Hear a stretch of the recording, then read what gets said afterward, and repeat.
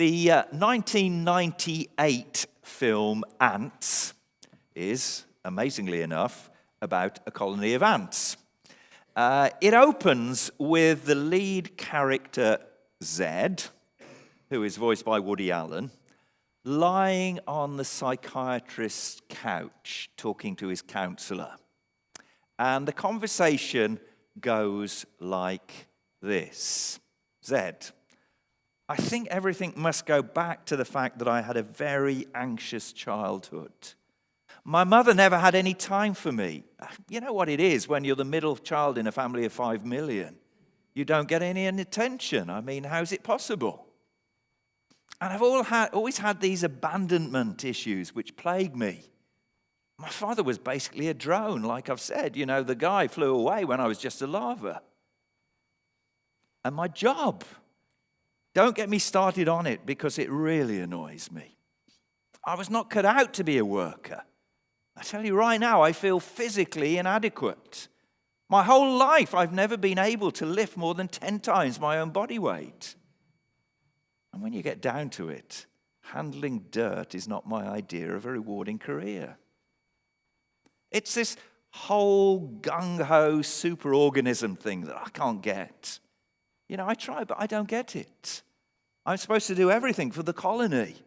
But what about my needs? What about me? The whole system makes me feel insignificant. Counselor, excellent. You've made a real breakthrough. Zed, I have. Counselor, yes, Zed, you are insignificant. Zed, I am. It's a great dialogue. It raises all the classic issues about our self-image, about whether our childhood has been a negative influence on us, how it's shaped our understanding, our view of ourselves, about our body image, and how it matches up with what is considered normal, about our experience of work and whether we think our job is fulfilling, about the tension between our responsibilities to others and our own needs being met. But above all, it raises the issue of significance. Do I really matter? And that is not just an issue for ants. Do I, as a human being, really have any significance? Does my life really have any meaning and any purpose? If the atheistic evolutionary worldview that dominates our society is true, then Zed's counselor is right. You are insignificant. Your life is ultimately meaningless. After all, if atheism and evolution are correct, then all you are is a complex set of chemicals.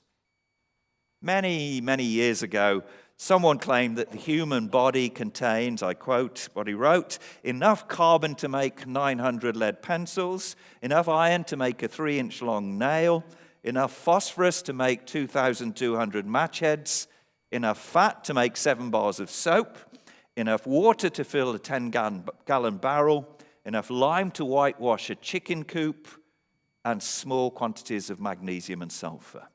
Now, I'm not a chemist. Andy isn't here to check. I don't know if the figures are accurate, but the general picture is. If atheism and evolution are true, then you just came about by chance, and ultimately nothing you do really has any lasting significance.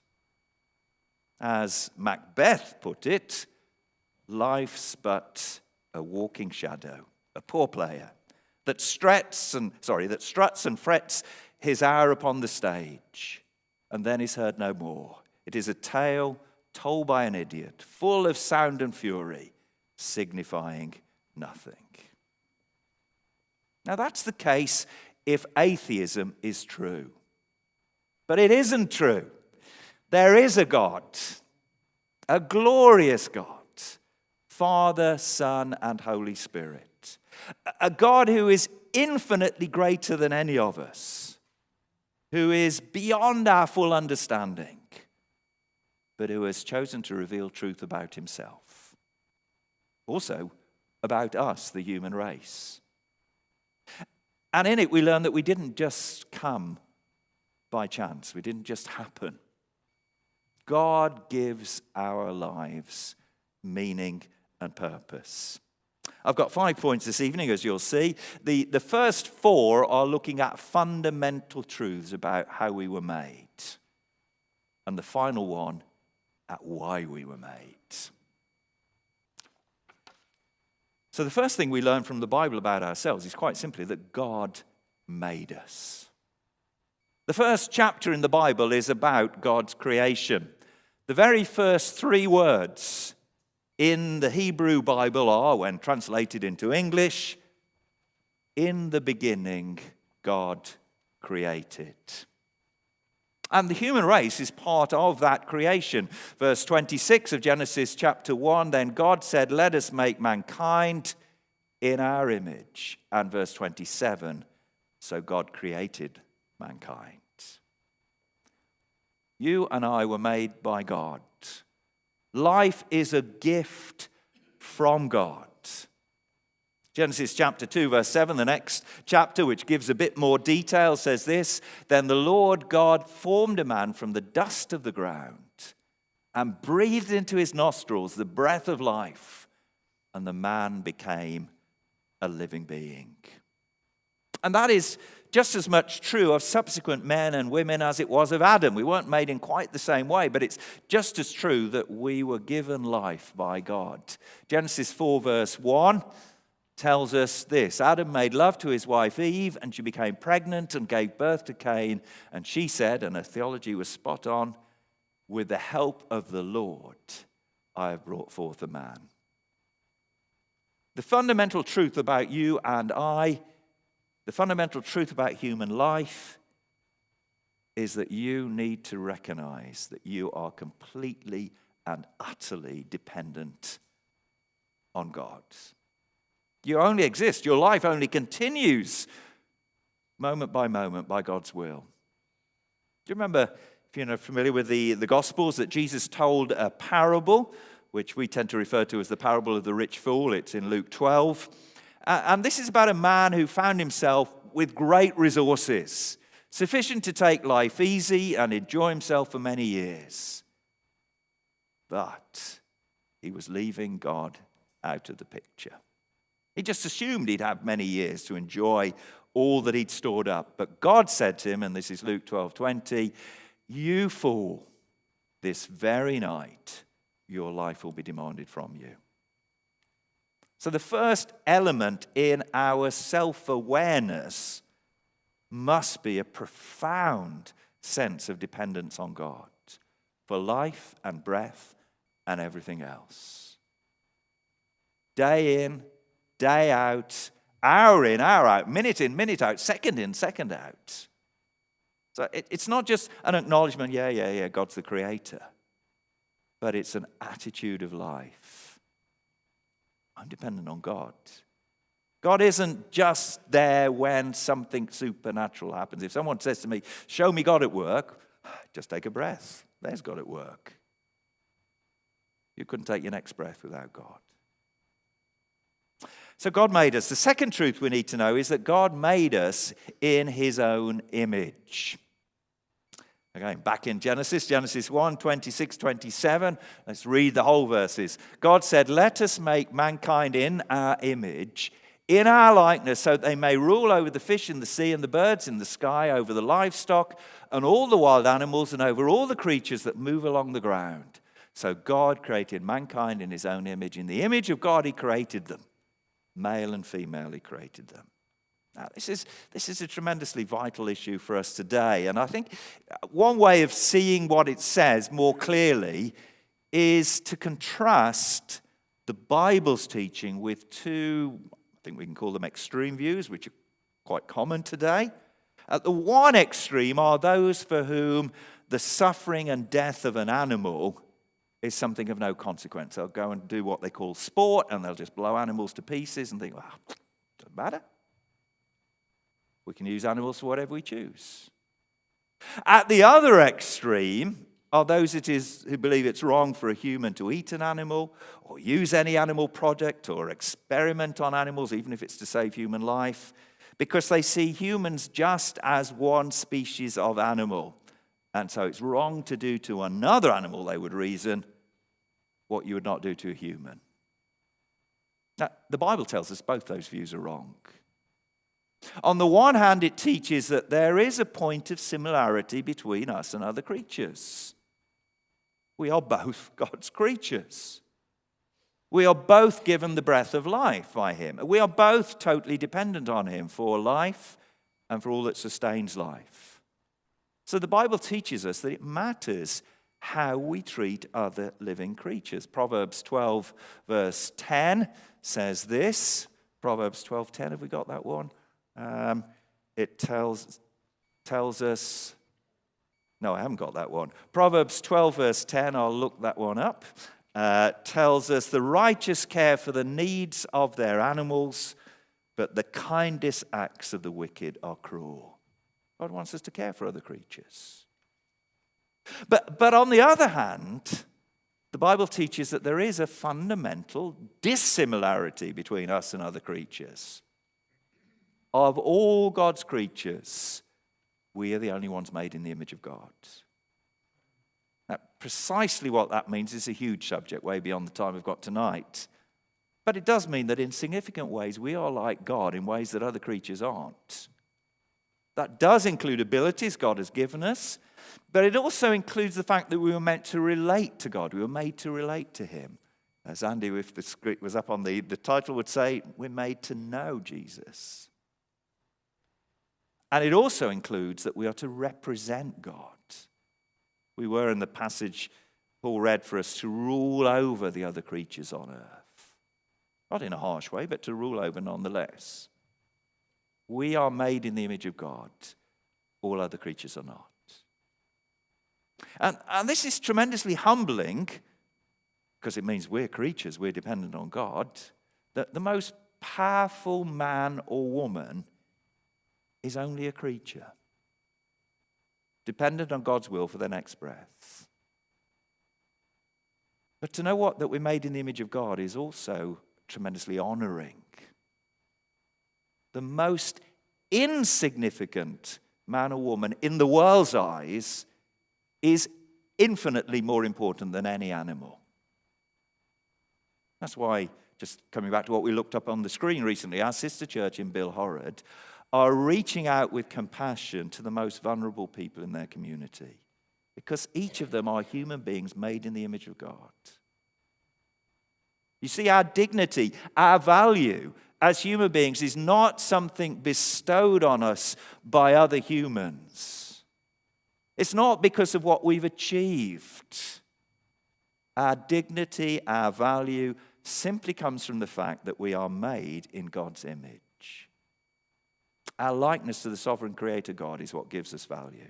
So if you're feeling worthless here tonight, you are not worthless. Those around you might have, in large parts of your life, treated you like dirt. You may view yourself as worthless. But whatever others think of you, whatever you think of yourself, you matter. You have value because you are made in God's image. And that's why Christians stand against abortion, why we stand against euthanasia, why we stand against assisted dying, why we stand against experimentation on human embryos. Because the value of a human life doesn't come from whether the mother wants it, doesn't come from whether society thinks that individual has still got some sort of quality of life. It doesn't come from whether an embryo has developed sufficiently to function in certain ways. It doesn't come even from whether you value your life yourself and wish it was over. It simply comes from the fact that human life is made in the image of God. We need to see two further truths about humans that God has made, which again are just so relevant today. The first is, the third point, God made one human race, not many. The Bible tells us that every member of the human race is descended from one set of parents, Adam and Eve. Genesis chapter 3, verse 20, we read this: Adam named his wife Eve because she would become the mother of all the living. Every human being you meet is a relative. Very distant one maybe, but a relative nonetheless. So this teaches the essential unity of the human race. There is only one race. I don't like the term racism. There's only one race. Nationalism is a huge and growing problem in our world. People, who find their identity in their nationality or their ethnic group and are hostile to other nations or other ethnic groups. But the Bible tells us we mustn't find our basic identity in our ethnic or national backgrounds. In case it isn't obvious to you, I am white, I am British, I am English. But if I had to describe myself, those things would come way, way, way, way, way down the list of how I describe myself. They're a very minor part of what I am. I, like you, are all descended from one man and woman. As Paul said to the Athenians, from one man he made all the nations. The nations, different ethnic groups, different language groups, were introduced by God after the fall to frustrate human sinful pride. They're not part of God's original good design. And by his grace, they're being reversed in the church. There are few things more completely out of place than a Christian racist. It's a contradiction in terms. These things should not be. God made one human race, not many. But if our ethnic identity is unimportant, here's something that is important, the fourth point. God made us male or female. Genesis 1:26 again, or is it 27? 27 it should say. So God created mankind in his own image. In the image of God he created them. Male and female he created them. It's very striking that right at the beginning, God tells us he made man, the human race, in two sexes, male and female. They're equal. They are equally made in the image of God. That is established by the very first verse in which male and female are mentioned, that one. And what that verse also establishes is that whether you are male or female is a basic part of your identity. It's just vastly more significant that I am a man than that I am British. It's vastly more significant that some of you are women than you are whatever ethnic background you're from. As you read through the Bible, you will find that the overwhelming majority of God's commands are addressed equally to men and women. God says we've all got to love one another. We've all got to love God with all our heart, soul, mind, and strength, love our neighbor as ourselves. And, they're all, it doesn't say, by the way, this is for men, or by the way, this is for women. But there are just a few commands that are just for men and some that are just for women. And one of the key ones comes in the very next chapter. That's Genesis 1. In Genesis 2, towards the end of Genesis 2, we read this. Genesis 2, 23 and 24. The man said, talking to the woman, "This is now bone of my bones, flesh of my flesh. She shall be called woman, for she was taken out of man. That is why a man leaves his father and mother and is united to his wife, and they become one flesh." So what's the implicit command there that's for men and the implicit command there that's for women? If you're a man and you're going to get married, you marry a woman. If you're a woman and you're going to get married, you marry a man. Marriage is made up of one male and one female. So whatever laws are passed, as they have been in our country and in many other countries, permitting what is called same-sex marriage, it's not marriage. God invented marriage. It's not up for debate. So God made us male or female. So there we are. The first truth about each of us is that we are human beings made by God. The second truth is that we are made in the image of God, and that gives us intrinsic value and worth. The third truth is that we're all part of the human race, one human race. The fourth is that we are male or female. Those are truths of fundamental importance. Way, way, way, way, way down the list of what matters about you is what ethnic group or nation, or what is your first, or in my case, only language, what football team you support, which is just as well because mine lost yesterday, whether you prefer tea or coffee or neither. These things don't really matter much. They're of very minor significance. So God made us. That's how God made us. But what did he make us for? What are we here for? Fifthly and finally, God made us to glorify him. Back in the 1980s, the TV news presenter, Anna Ford, do you remember her, was involved in making a documentary about men, that is males. She interviewed some 120 men from all walks of life and levels of society. Asked what she found, she said she felt depressed because not one man she had talked to seemed to have any real purpose in life. Now, big question, has anything changed in 40 years? Are women any different? I think the answer to both those questions would be, not really. You see, people in our society are largely aimless. They do lots of things. They seem to whiz round more and more rapidly. But ask them what life is for, they're stumped. The Bible gives a clear answer. We were made for God's glory.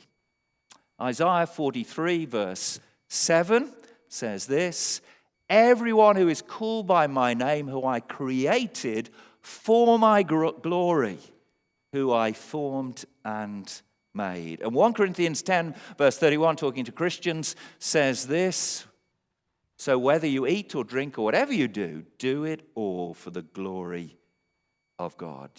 We were made to bring glory to our Creator God. Now, to explain just how we live to bring God glory, wow, you're going to have to study the whole of the Bible to find a complete answer to that. But at heart, God is glorified when we delight in him more than in anything else. When our greatest joy is knowing him. When we're saying effectively, God, you are just vastly greater, vastly more beautiful, vastly more wonderful. I find more joy in you than anything else. Here's a couple of verses. Psalm 27, verse 4. One thing I ask from the Lord, this only do I seek, that I may dwell in the house of the Lord all the days of my life, to gaze on the beauty of the Lord and to seek him in his temple. And Psalm 16 verse 11 says, you have made known to me the path of life. You will fill me with joy in your presence, with eternal pleasures at your right hand. We glorify God when we obey him, when we worship him, when we serve him, when we say this is what gives our lives eternal meaning and significance and purpose. An eternal relationship with an eternal God, seeking to bring glory to the only one who is worthy of being glorified. Don't know if you're like me, you watch sport, and just take a contemporary example. You want Britain to win gold medals in the Winter Olympics, and they've just won another good one, if I'm not spoiling something you'd save to watch later. That's great. You enjoy watching them win gold medals, but it's almost invariably followed by the nauseating bit, which is, you must be really proud of yourself. Wow, yeah, I'm wonderful. You know. Oh, no, glory goes to God, not to us. He is the only one who is worthy of being glorified.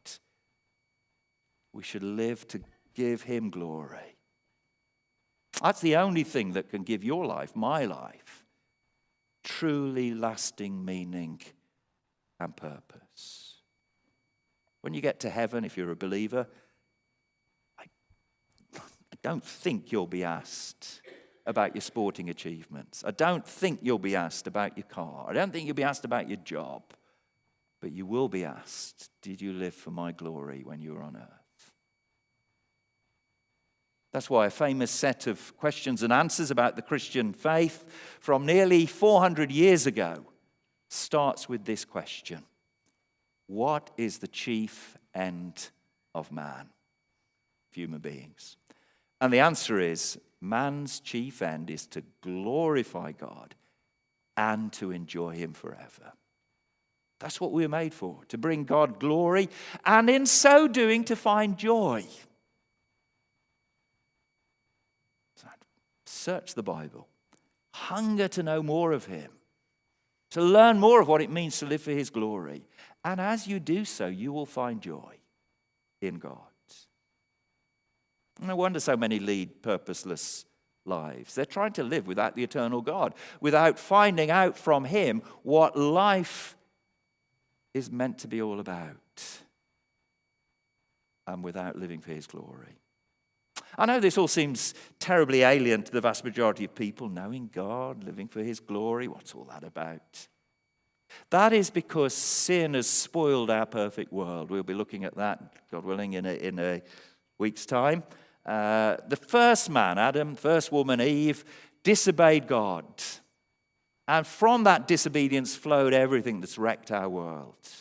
But it's why our natural state is to feel like, well, I guess there probably is a God, but he seems far off. I don't know him. We're right. We don't know him. We're cut off from him naturally.